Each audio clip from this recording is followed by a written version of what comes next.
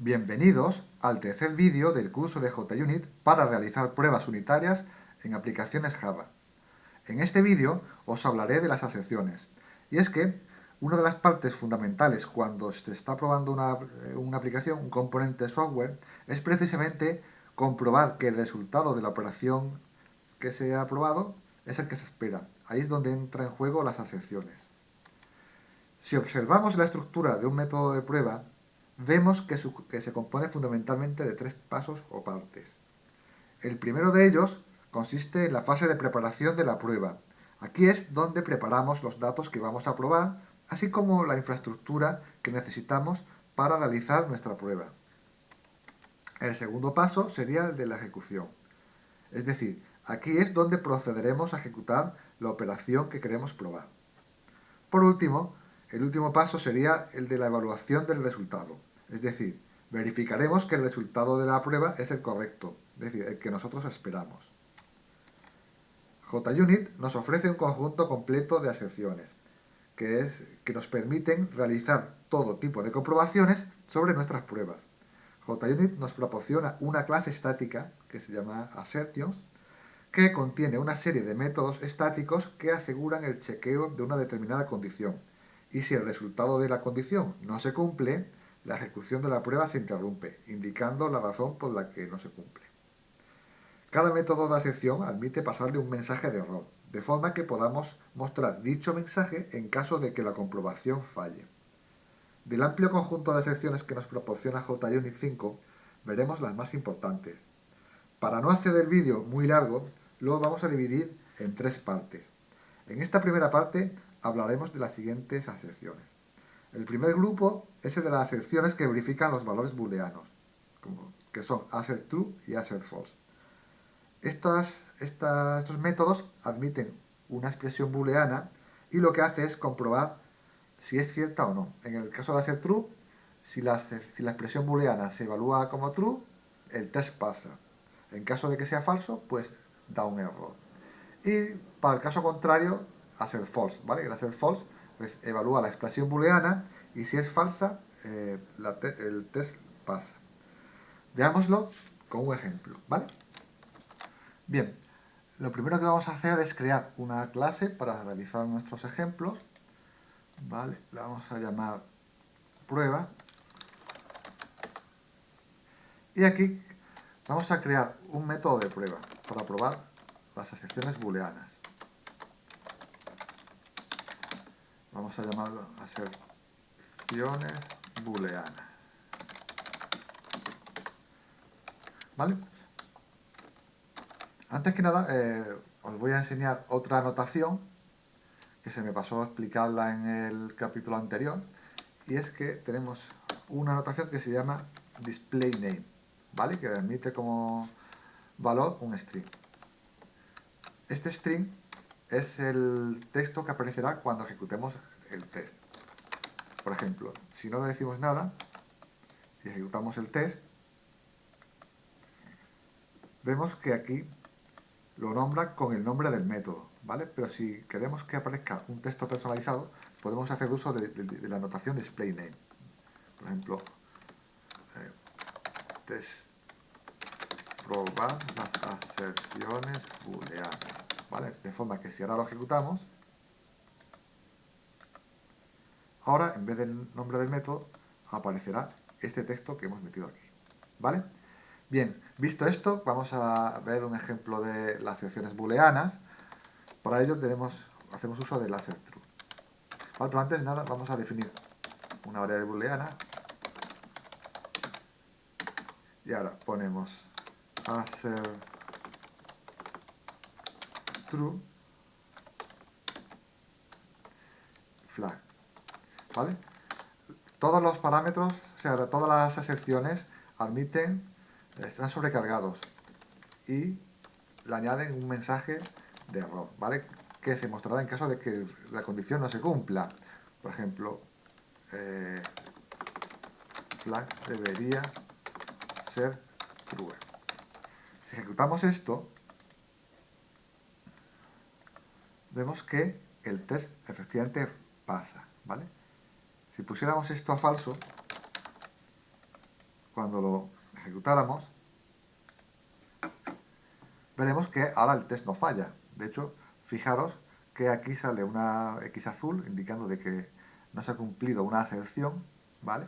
Y aquí en la traza nos indica cuál es la que ha fallado. De hecho, fijaros que aquí sale el mensajito este, flag debería ser true, este mensaje, y además aquí se indica más información. Es decir, se esperaba recibir un valor booleano true, pero era falso, ¿vale? Así de sencillo. En cuanto a ser false, pues lo mismo, ¿no? Admite un valor booleano o también se le puede pasar un mensaje de error. Entonces, si ponemos esto, flag debería ser false, cuando lo ejecutemos,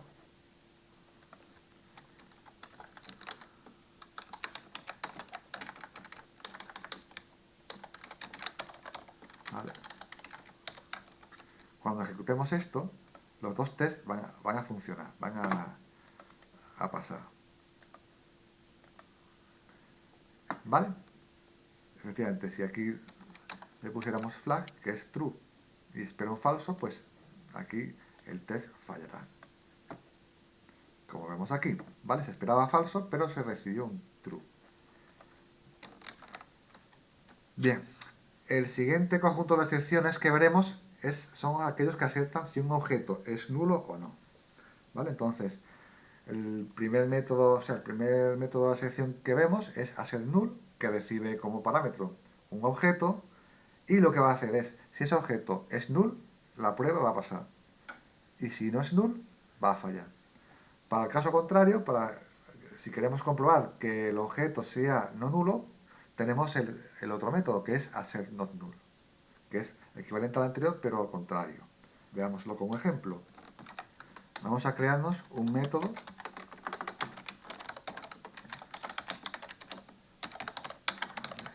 objeto null, ¿vale? Y aquí vamos a definir un objeto de tipo string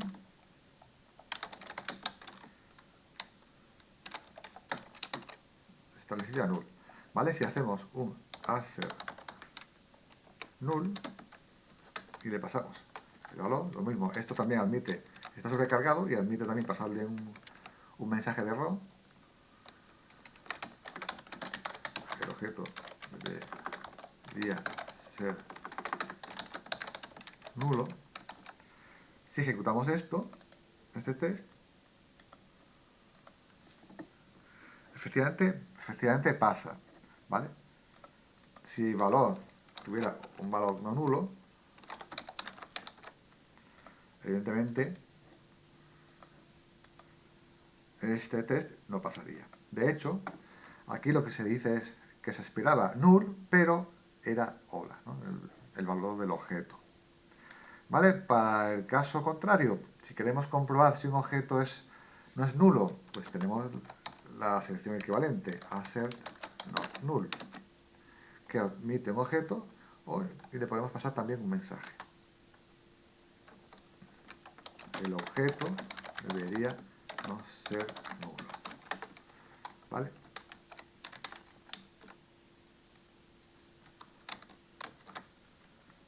Fijaros, aquí aparece en amarillo porque dice que es código muerto. ¿Por qué? Porque como este asetNull va a fallar porque no es nulo, entonces la ejecución se para, ¿vale? Entonces vamos a poner aquí null, ¿vale? Entonces ya pasaría esto.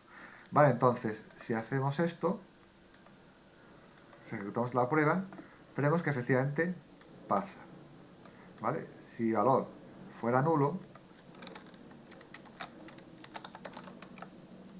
entonces ya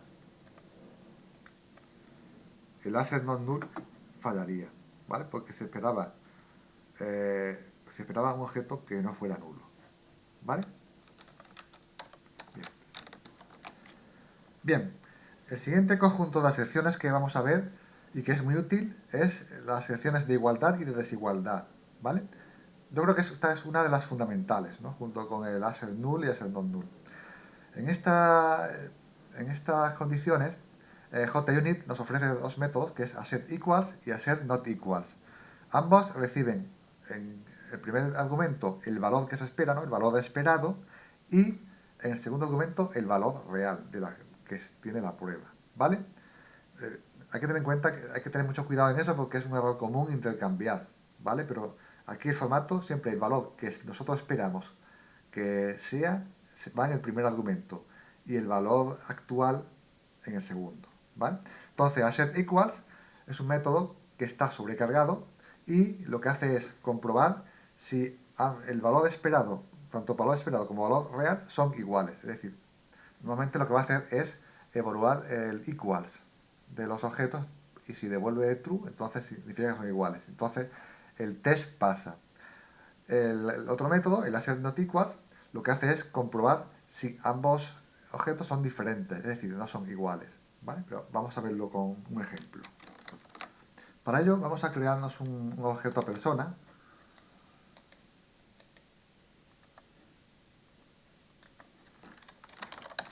que va a tener dos atributos, el nombre y el apellido. Y vamos a crearles los métodos setters, getters, también los constructores y el equals, ¿vale? Bien, una vez que tenemos hecho esto, vamos a crearnos un método de prueba, aserciones equals, y aquí lo que vamos a hacer es definir un objeto persona 1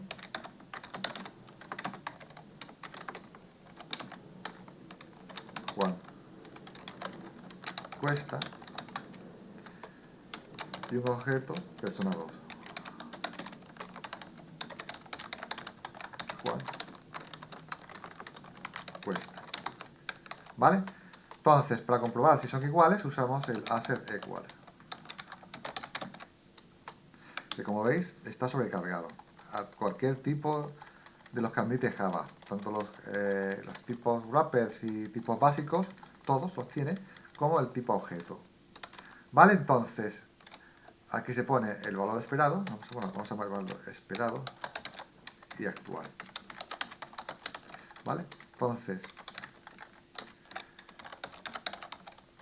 si ponemos AssetEquals persona esperada y persona actual, bueno, esto también admite un tercer argumento que es el mensaje, ambas personas deberían ser iguales. Si ejecutamos este test, vemos que efectivamente lo pasa, ¿vale? Si os fijáis, lo pasa.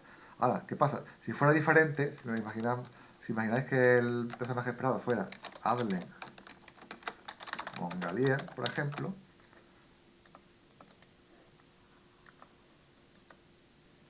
como estos objetos tienen valores diferentes, entonces aquí la sección falla. Y de hecho aquí nos dice que se esperaba. Bueno, aquí si fijáis sale el nombre de la clase, pero si le imprimiéramos el toString, si generáramos el toString, ¿vale? Y ejecutáramos esto, veríamos que se esperaba la persona hable Mongalier, ¿vale? Que es el valor esperado, pero se recibió Juan Cuesta, que es el valor actual, ¿vale? Si quisiéramos probar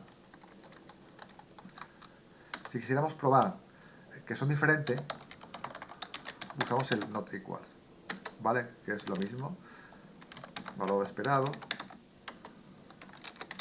valor actual y el mensaje opcional.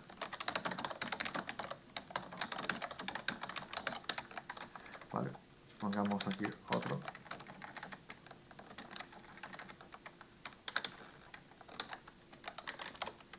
Os cuesta, por ejemplo. ¿Vale?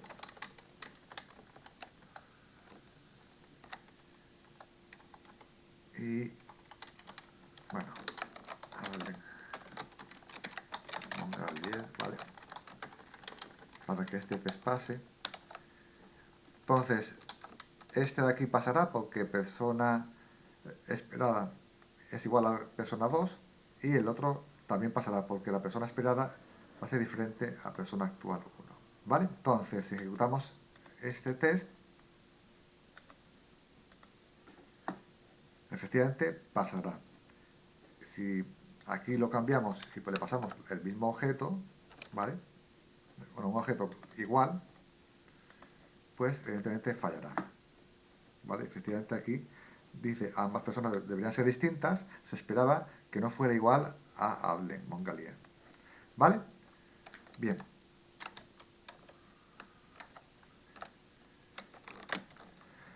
El último conjunto de las secciones que vamos a ver en este vídeo va a ser las secciones sobre referencias de objetos. ¿Vale?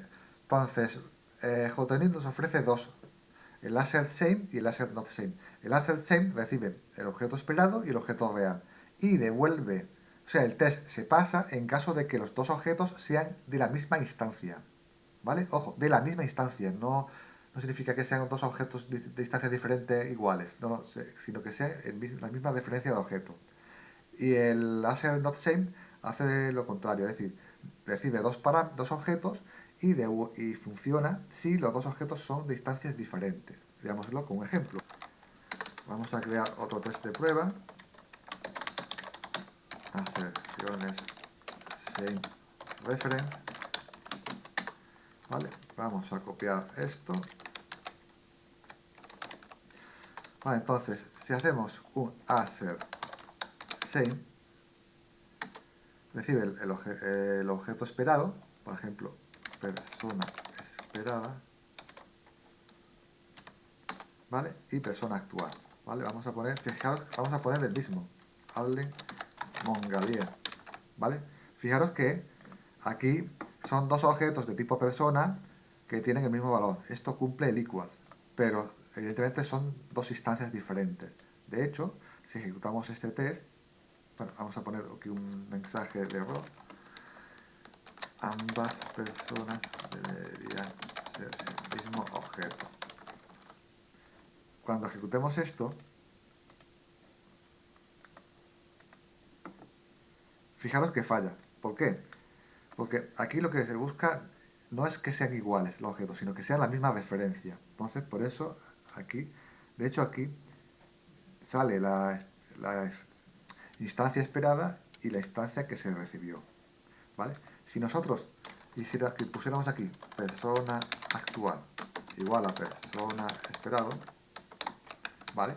Ahora en este punto ya sí son la misma instancia, entonces el test funcionaría, el test pasaría. ¿Vale? En cuanto al Asset Not Same, hace lo contrario. Es decir, pasa cuando los dos objetos, el esperado y el actual, son diferentes instancias. Entonces, si ponemos persona esperada y persona actual, bueno, en este caso,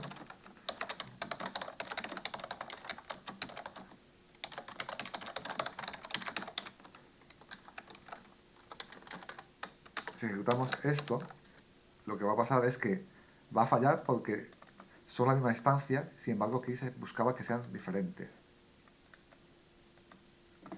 Efectivamente falla porque son la misma instancia y deberían ser diferentes. Y si colocamos, por ejemplo,